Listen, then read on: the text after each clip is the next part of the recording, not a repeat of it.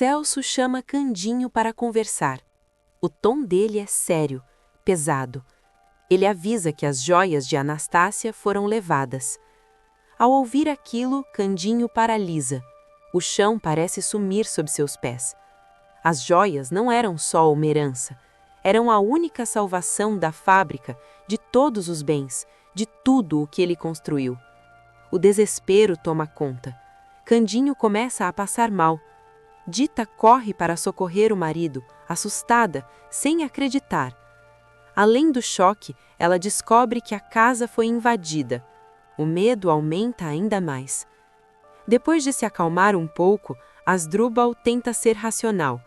Ele sugere: acho melhor você voltar para São Paulo, avisar o delegado, resolver isso logo.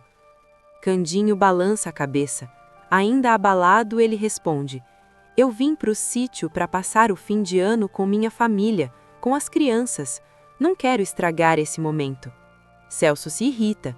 A voz sai mais firme. Candinho. Ele respira fundo e continua. Já estragou. Não estamos falando de qualquer coisa. São as joias da titia. Você ia vender para quitar a dívida. Candinho confirma com a cabeça. Ele sabe disso, mas insiste. Mesmo assim, daqui a alguns dias eu falo com o delegado, como se eu só tivesse descoberto quando voltasse para casa. Celso não se convence e questiona. E se quem fez isso vender as joias antes? E se desaparecer do mundo? Candinho respira fundo, pensa por alguns segundos e responde com firmeza. Eu sei, mas agora o mais importante para mim é minha família. Celso se surpreende. Abre um pequeno sorriso. Eu preciso aprender a ser como você, primo. Ele decide. Vou voltar para São Paulo. Também preciso ficar com a minha família. Candinho reage na hora. Que isso, rapaz? Fica mais um pouco com a gente. Afinal, você também é família. Celso sorri ainda mais, comovido. Tudo bem, eu fico mais um pouco. Enquanto isso, no hospital, Túlio descobre que a nova paciente internada é Miriam, a mãe de Estela. O choque é imediato. Estela entra em desespero. O passado que ela tentou enterrar volta de uma vez, sem aviso. Túlio tenta acalmá-la, fala com cuidado, tenta orientá-la. Trêmula, Estela se fecha e afirma com a voz embargada: eu não quero me aproximar dela, não vou nem chegar perto do quarto. Túlio estranha e pergunta: mas por quê? Ela é sua mãe. Antes que ele continue, Estela o interrompe. O olhar é duro, cheio de mágoa. Para. Se você vai começar com esse papo de que por ser mãe merece meu perdão, ela respira fundo. É melhor não continuar. A maioria dos traumas que eu carrego dentro de mim é culpa dela. Estela leva a mão ao peito. A voz falha. Perdão é bonito na teoria, mas aqui dentro eu não consigo. Ela não espera a resposta. Vira as costas. Se afasta aos prantos. Túlio fica parado, preocupado, sentindo que existe um segredo muito maior ali. No sítio, Candinho e Celso continuam conversando. Ao fundo, as crianças riem, brincam, sem imaginar o peso daquela conversa. De repente, Celso fica sério, respira fundo. Eu preciso te confessar uma coisa. Candinho, presta atenção. A Estela, ela me pediu para adiar o casamento, por causa da doença da Anabela. Ela quer esperar a irmã melhorar. Candinho se surpreende, coça a cabeça. Eita lasqueira, mas a menina tá muito ruim? Celso responde. Ela teve uma crise, mas parece que agora tá controlada. Ele faz uma pausa, o olhar fica distante. O que me deixa meio assim é aquele doutorzinho que tá cuidando dela. Candinho pergunta, mas você acha que ele fez um bom trabalho? Celso desvia o olhar, hesita. Fez, mas eu sinto que Estela e esse doutorzinho juntos ainda vão me magoar. Candinho tenta aliviar. Olha, a vida é assim, a gente tem que aceitar o que ela oferece. Celso se abala. A voz sai firme, mas machucada. Não, eu não vou aceitar. Eu tô com a Estela há anos. Aí chega um doutorzinho do nada, ele passa a mão no rosto. Meu Deus, eu me sinto tão estúpido. Candinho se aproxima. Consola o primo. Você não é nada disso. O que os outros fazem não define quem você é. Celso tenta segurar o choro, mas uma lágrima escapa. O problema é esse. Minhas atitudes nunca foram nobres. Candinho frange a testa, confuso. O que você tá querendo dizer com isso? Celso enxuga as lágrimas rapidamente rapidamente. Respira fundo. Esquece o que eu falei. É melhor eu ir para São Paulo antes que diga coisas que não devia. Ele se despede. Feliz Natal, Candim. Candinho fica pensativo, sem entender aquele comportamento. O que Celso nem imagina é que o dia ainda não terminou bem para ele. Mais tarde, Sandra aparece no dancing, disfarçada de baronesa. Tamires a recebe com elegância. A que devo a honra da vossa senhoria? Sandra ri, faz um gesto com a mão. Ora, não precisa de tanta cortesia. Ela continua. Respondendo à pergunta, quero alugar esse dancing para uma de minhas famosas festas de final de ano. Tamires abre um sorriso curioso. Suas festas são realmente tão famosas assim? Sandra ergue o queixo, cheia de confiança. Mon amour, eu não tenho o título de baronesa à toa. As festas da realeza são algo que essa cidade nunca viu. Tamires cruza os braços, desconfiada. Mas por que escolher justo o meu dancing? Para uma festa tão fabulosa assim? Sandra a encara. O olhar é duro. Você quer faturar ou não? Porque eu posso contratar outro lugar. Tamires força um sorriso, amarelo. Não, claro que não. É claro que eu aceito. Negócio fechado, baronesa. A noite de Ano Novo é sua. Mais tarde, ao voltar para casa, Sandra conversa com Ernesto sobre a festa. Ela anda de um lado para o outro, empolgada. Eu quero aquela cantora internacional, a tal da Doris River. Ela vai ser a atração principal. Ernesto se espanta. Você tem certeza? Não sei você, mas essa cantora me soa meio familiar. Sandra revira os olhos, impaciente. Você quer ou não que essa festa seja comentada o ano inteiro? Se quiser, vai ter que trazer a Doris River. Nesse instante, a campainha toca. Ernesto abre a porta. Celso entra como se fosse da casa. Sandra não disfarça a antipatia. O que você quer? Celso olha ao redor. De repente, paralisa.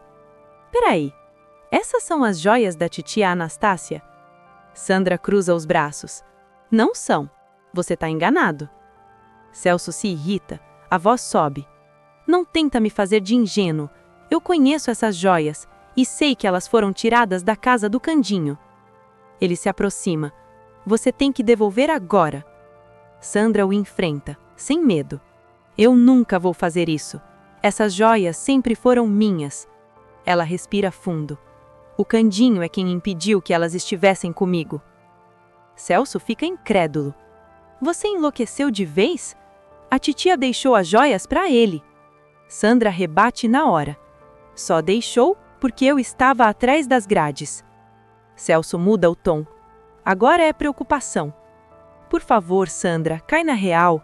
Mesmo disfarçada de baronesa, você não é imune. Ele abaixa a cabeça.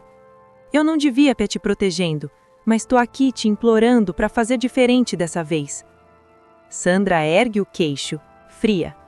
Se você não quer me ajudar, viva a sua vida medíocre longe de mim. Ela se aproxima, ameaçadora. E se você ousar me denunciar, eu não vou hesitar em contar tudo o que você fez. Você vai parar no mesmo lugar que eu. Celso sente o golpe. Os olhos se enchem de lágrimas. Eu tô tentando me tornar uma pessoa melhor. E você, Sandra? Ela dá os ombros. É tarde para mim. Se existir um céu, as pessoas que eu machuquei não vão me querer lá. Ela encara o irmão. Se você acha que é diferente, o problema é seu. Completamente abalado, Celso se vira e vai embora. Sandra fica parada, tentando parecer forte, mas por dentro ela também está abalada. No dia seguinte, Lorival aparece no sítio. Assim que o vê, dita estranha e questiona: O que você está fazendo aqui? Lorival responde direto: Eu tenho uma nova proposta para Doris River. Dita revira os olhos, impaciente. Se você veio para isso, perdeu seu tempo. Eu já disse que não quero enganar as pessoas desse jeito. Lorival não desiste, ele insiste. Mas dessa vez é diferente, é uma proposta excelente. Ele explica. É para a festa de fim de ano da baronesa, e esse é o valor que ela está disposta a pagar. Lorival estende um cartão. Dita pega, olha e entra em choque ao ver o valor. Na mesma hora, ela pensa em Candinho, na dívida, na fábrica. Ela respira fundo e diz: Eu preciso falar com o meu marido antes. Nervosa, Dita vai até Candinho, conta tudo. Candinho se altera. Mas você disse que não queria mais fazer o papel da Doris River. Dita responde, firme: com esse dinheiro, a gente pode começar a pagar as dívidas. Candinho balança a cabeça. Mas esse é um problema meu. Eu não quero que você faça algo que não quer. Dita o encara, sem hesitar. Desde que a gente se casou, os seus problemas são meus, e os meus são seus. Ela respira fundo e diz: se for para resolver, eu faço o que for preciso. Candinho se emociona, os olhos marejam.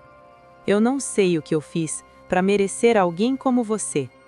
Logo depois, Dita volta até Lorival, decidida. Eu vou ser a Doris River mais uma vez. Lorival se anima na hora, eufórico. Eu garanto, essa festa vai alavancar a sua carreira. Dita é sincera. Agora eu só tô pensando no dinheiro, mas se isso me ajudar, melhor ainda, né? O que ela não imagina é que essa festa vai trazer muito mais surpresas do que ela espera. Chega a noite de Ano Novo. Várias pessoas começam a se arrumar. A grande festa da baronesa no dancing se aproxima. Candinho e a família retornam para a mansão e se assustam com a bagunça que encontram. O delegado é chamado. Começa uma investigação minuciosa. Por isso, os moradores da mansão decidem se arrumar na casa de Estela. A enfermeira tenta ser solícita, mas não consegue. A cabeça dela está longe, pensando na mãe, que continua desacordada no hospital. Celso percebe o nervosismo da noiva e tenta conversar. Por que você está tão nervosa assim? Existe algum segredo entre vocês duas? Estela se fecha na hora. Nervosa, responde: por favor, não me cobre esse tipo de coisa. Isso só diz respeito a mim e a minha mãe. Ela continua: eu nunca pergunto sobre os segredos que ainda existem entre você e sua irmã. Celso empalidece em segundos. Naquele momento, ele pensa que Estela sabe de Sandra. Mesmo assim, pergunta: do que você está falando? Estela responde com um peso na voz: a sua irmã se foi, antes que eu pudesse saber mais sobre vocês dois. E eu não fico perguntando sobre isso. Estela cruza os braços. O tom é frio. Então finja que a minha mãe não está aqui, porque eu não vou contar o que existe entre nós. Sem esperar resposta, ela se afasta. Celso engole em seco. O coração aperta. Sozinho ele pensa: será que um segredo só vale se o outro também for revelado? Mais tarde, os convidados começam a chegar ao dêncio. O lugar vai ficando cheio, barulhento, luxuoso. Dita chega disfarçada. Mesmo assim, chama a atenção. Alguns fãs se aproximam, encantados, fascinados pelo trabalho dela. No começo da festa, ninguém vê a baronesa. Todos comentam. Acham que ela vai fazer uma entrada triunfal. De repente, o delegado aparece no local. Ele começa a procurar por Candinho, sem imaginar que a resposta do caso está prestes a surgir diante dos seus olhos. Então, as luzes se apagam. O salão mergulha na escuridão. Apenas a luz do palco permanece acesa. Vestida como Doris River, Dita surge. Ela começa a cantar a primeira música. A pista de dança se enche rapidamente. O movimento atrapalha o delegado. Fica quase impossível encontrar Candinho. Quando a música termina, Sandra aparece, disfarçada de baronesa. Ela caminha até o palco, parece pronta para discursar. Mas um detalhe chama a atenção. Para o choque de Celso, ela está usando as joias de Anastácia. Sem imaginar que Candinho está na plateia, Sandra começa a falar e faz questão de exibir as joias. Candinho olha para o palco, arregala os olhos.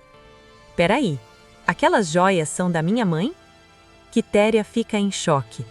É verdade, eu lembro da dona Anastácia usando essas joias. Nesse instante, o delegado finalmente encontra Candinho. Finalmente te achei. Eu tenho evidências sobre as joias. Candinho responde firme. Não precisa mais investigar. Elas estão com a baronesa ali no palco. O delegado olha, arregala os olhos. Ele percebe que Candinho está certo. Imediatamente grita. Acendam todas as luzes. Fechem as portas. Sandra congela. Ela escuta Candinho gritar acusando. Foi você que pegou as joias. Desesperada, Sandra tenta sair do palco, mas Dita age rápido. Ela puxa o cabelo da baronesa. Para surpresa de todos, a peruca fica em sua mão. Os cabelos loiros de Sandra aparecem, à mostra, diante de todos. O choque é geral. Candinho grita sem acreditar. Mas é a Sandra! Ela tá viva! A baronesa não existe, é a Sandra! Nesse momento, o salão explode em gritos, confusão, choque.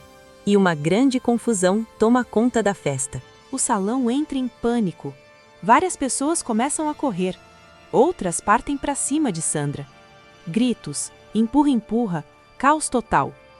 A polícia cerca o dancing rapidamente. Sandra é retirada do local, junto com Ernesto. Os dois são levados direto para a delegacia.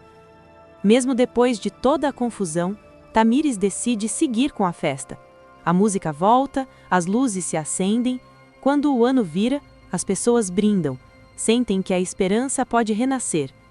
Mas para Estela, nada disso faz sentido. O pensamento dela está longe dali. Sua mãe continua no hospital, adormecida, entre a vida e o silêncio. E Estela sabe, quando ela acordar, o maior segredo pode vir à tona. Agora queremos saber de você. Você acha que a Estela deveria confiar no Celso e contar qual é o segredo que ela guarda sobre a mãe? E de 0 a 10, que nota você acha que o Celso merece? Deixe sua opinião nos comentários. Clique no botão de gostei para continuar recebendo mais vídeos da novela.